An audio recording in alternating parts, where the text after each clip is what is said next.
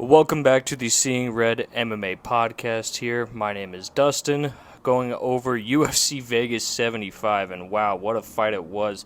Jared Cannonier versus Marvin Vettori went the full 5 rounds, but if it wasn't for the Italian stallion's chin that he's got there, man, it should have ended maybe a little bit earlier, but Jesus Christ, Jared Cannonier put it on Marvin Vettori in this fight to the point where we've never seen Marvin really hurt in the UFC before. We definitely never seen him finished in the UFC, but in this fight here, got as close as you're ever going to get to finishing Marvin Vettori, especially a guy that has a head made out of cinder blocks. But, wow. Insane fight by Jared Cannonier. He set the record for the most significant strikes landed in middleweight history at 250 or something like that. The official UFC website says 241, but I remember the live numbers at the end of the 5th round said 247, so by the time the fight was over, you probably got 3 more in to make it even 250, but total strikes based off the UFC's website, 257 strikes for Jared, 154 for Vettori, so he outstruck him by 100 strikes. He had 4 takedowns against Vettori, when we all thought, including myself, that Vettori probably has the grappling edge going into this fight, but a new wrinkle in Cannonier's game, I guess. I mean, I've always known him to be a heavy hand striker. He's decent on the ground. I mean, he's able to defend takedowns pretty well. I mean, he's got great ground and pound, too. I mean, that's where, like, he likes to get a lot of his finishes is in the ground and pound kind of area, if not on the feet, or if he hurts you on the feet, follows you to the ground and finishes you off there. But, man, this was just insane. I mean, fight of the year by far. And, I mean, Marvin's just so goddamn tough, man. He should have... Any other fighter, any lesser fighter with a lesser chin would have got put out a lot sooner. So kudos to Marvin for hanging in there. I'm just worried for his next fight because this might be one of those career-altering kind of beatings that he took there where he may not be the same going into his next fight from all the damage he accumulated in this one. And it's not even just the amount of strikes he absorbed, it's the strength of the strikes that he absorbed because Jared Cannonier hits so freaking hard.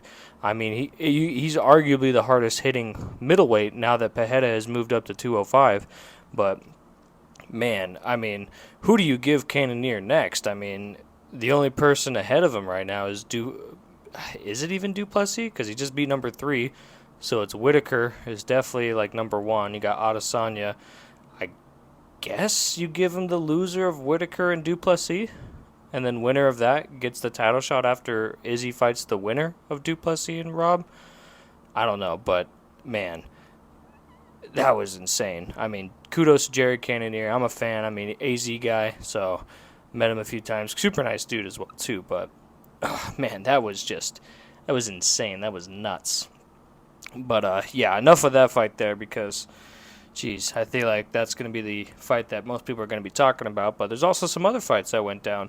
Arman Tsarukyan versus Joaquim Silva. I mean, going into this fight, I mean, Arman's a minus 1,050, so a extremely heavy favorite. Those are like Valentina odds, Amanda Nunes odds, and then Joaquim's a plus 700. And I mean, the fight did go in Arman's favor, but without suffering a little bit of adversity there, because I mean, Arman did get clipped a couple times. One big left hook did clip Arman, had him wobbled really bad in the end of that 2nd round, but he was able to come out in the 3rd and get the win via just vicious ground and pound there. So, I mean, it was a great showing of resolve for Arman, where he's able to hang in there and actually get the job done after suffering quite a bit of damage. And it's also a great showing for Joaquim because he was on short notice there and fighting a guy that's number 8 when you're unranked.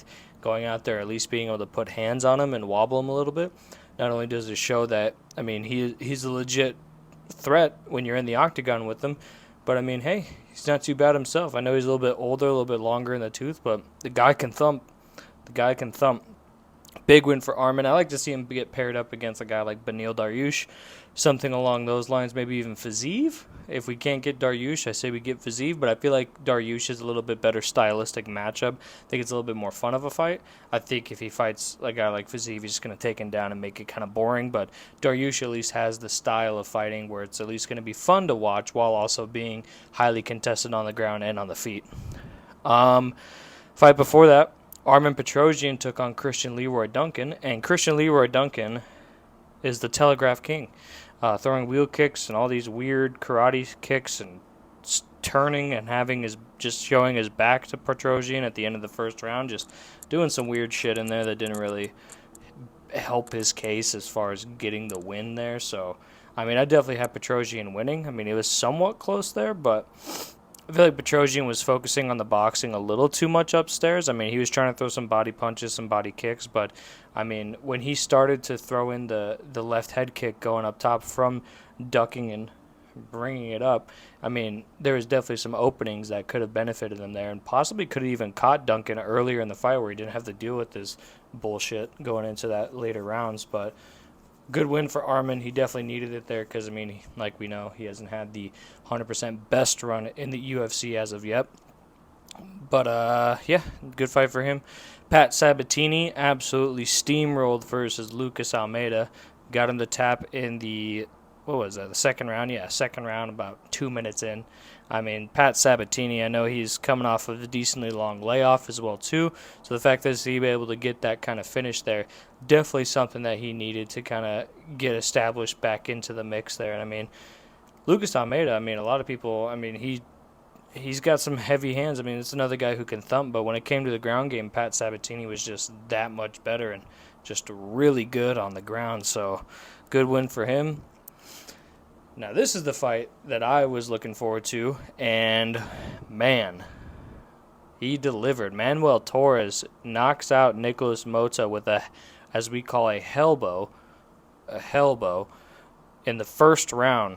I mean, picture perfect, just from the southpaw stance, too, just cracks him right on the feet and puts him out immediately, has him slumped again in the corner of the cage there. I mean, something's in the water in Mexico right now because, I mean, I know we had Aldana, but, I mean, you're fighting Nunes, so I already ripped enough on Aldana, so I don't need to go back to that well. But, I mean, Brandon Moreno, Alexa Grasso, Yair Rodriguez, Manuel Torres, I mean, the list goes on and on and on. Mexico is becoming a hotbed of MMA, and it's always been a hotbed of boxing, so it's nice to see some of the talent that probably would have gone into boxing probably maybe 10, 15 years ago finally transitioned into MMA.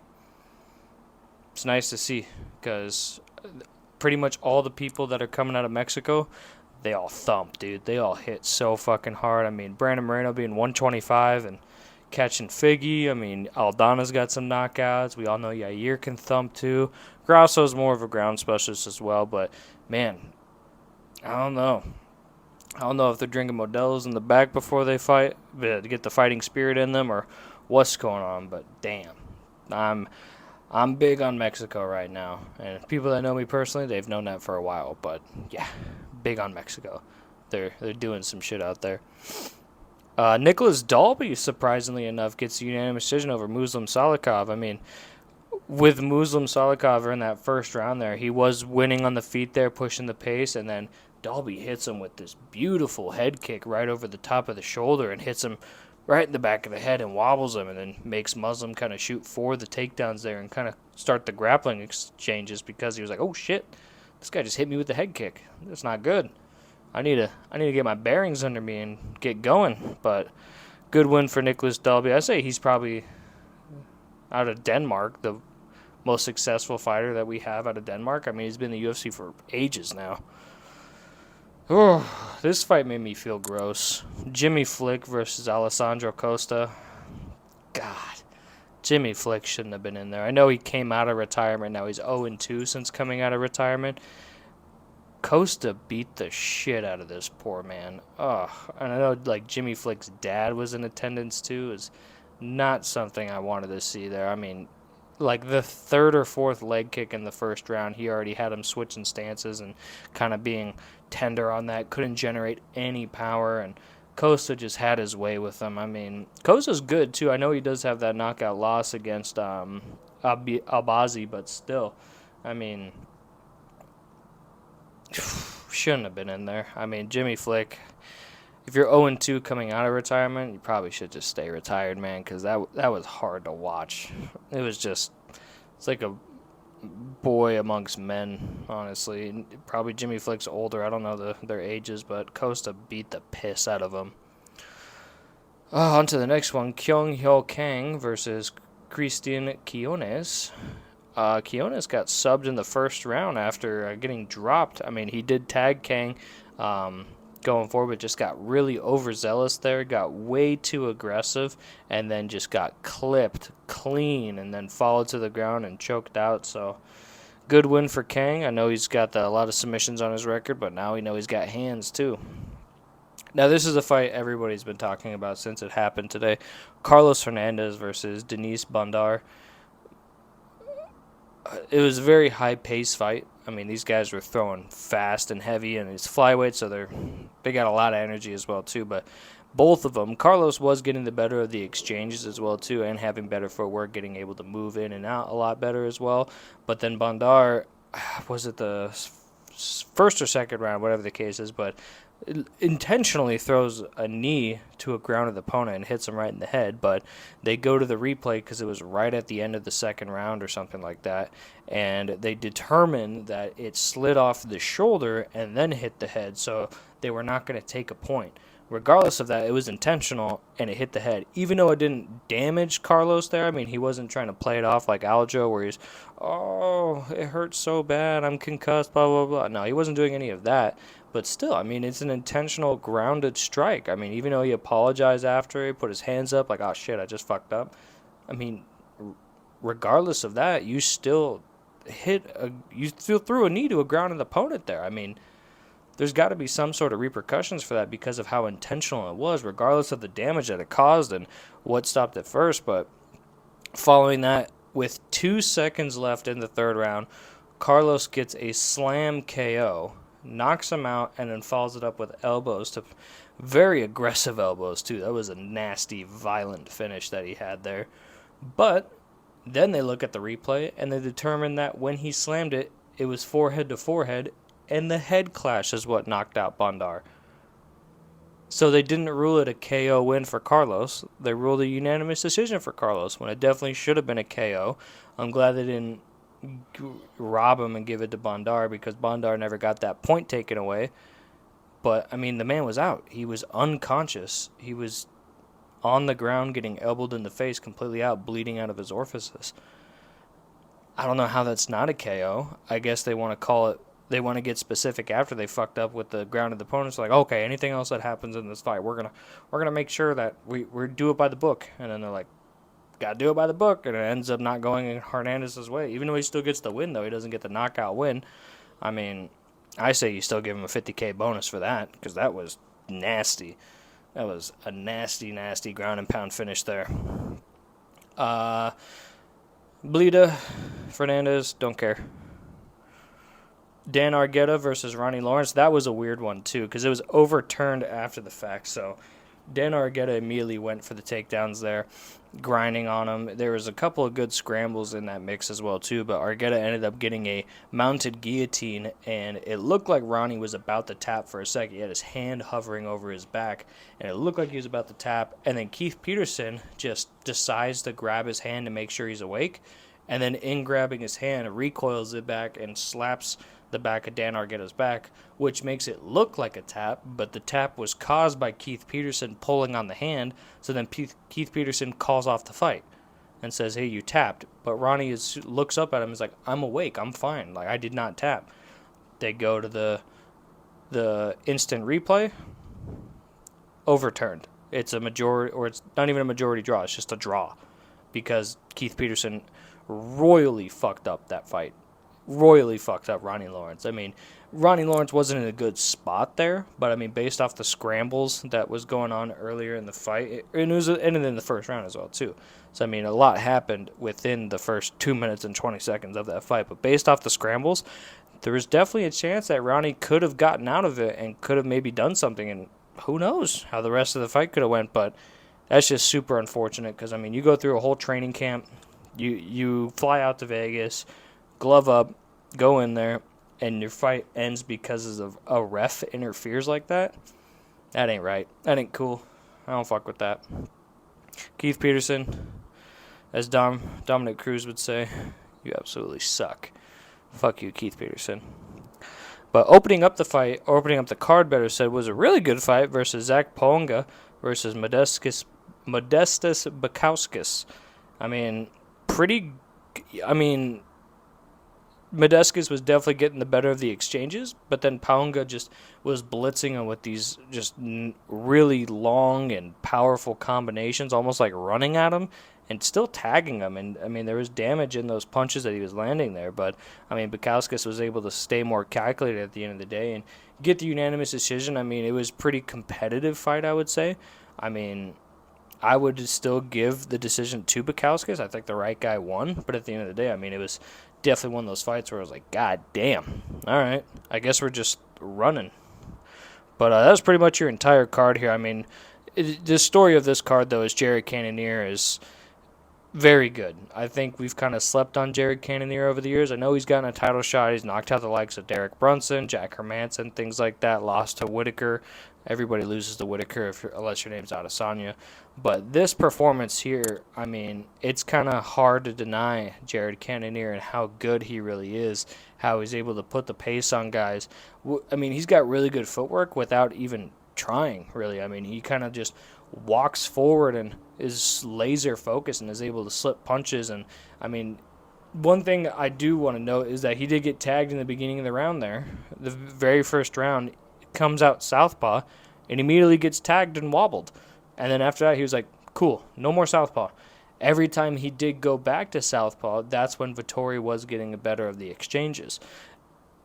Other than that, I mean, when it was orthodox southpaw, Vettori being southpaw, Jared Cannonier was just unloading on him. The only other thing that was going in Vettori's favor is when Cannonier was throwing those inside leg kicks from the orthodox position, Vettori just automatically had a left straight chambered and just threw it right down the middle there and just caught him every single time. Other than that, though, almost a flawless performance by Jared Cannonier. I am super impressed with that. I'm interested to see who he fights next. Probably, I would say the better fight is Duplessis. It's something we haven't seen yet. We've seen him fight Whitaker, but, I mean, there's only so many guys you could fight that are up from. I mean, he just beat number 3 as number 4. I mean, it's hard. When do you get number 3 versus number 4 that often? So, I mean, it's only up from here, and there's only 2 more spots away from where he's currently ranked. So, in this kind of scenario, I can only see him going in one way, and that's basically up. But, yeah, UFC Vegas 75 is in the books. Next week, we got UFC on ABC, Josh Emmett versus Ilya Topuria in your main event. Now, since that one is going to be on ABC, it is going to start a little bit earlier. It's 12 p.m. Mountain Standard Time for the main card, probably around 8:30 for the prelims. But that's going to be in Jacksonville, live on ABC as well, too. So that's going to be a barn burner of a main event, I'll tell you that. But, yeah, just stay tuned. I'll definitely do a review for that one. But other than that, UFC Vegas 75 is in the books. If you liked the video, make sure to like and subscribe. Follow me on Twitter at SeeingRedMMA. Other than that, guys, like I always say, you have yourself a great rest of your day. Till next time, see ya.